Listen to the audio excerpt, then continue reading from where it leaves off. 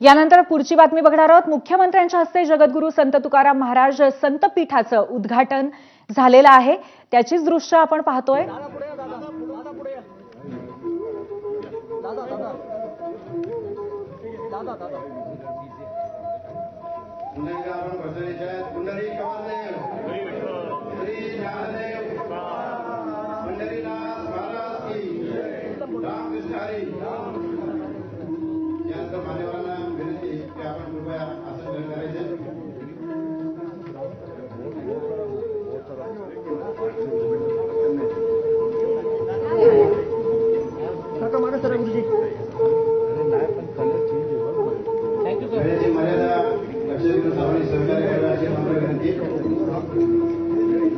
दरम्यान संतश्रेष्ठ तुकोबारायांच्या पादुकांची नगर प्रदक्षिणा आज झाली। गंगा मसले गावाच्या लोकांना पादुका बाहेर आणण्याचा यावेळी मान होता।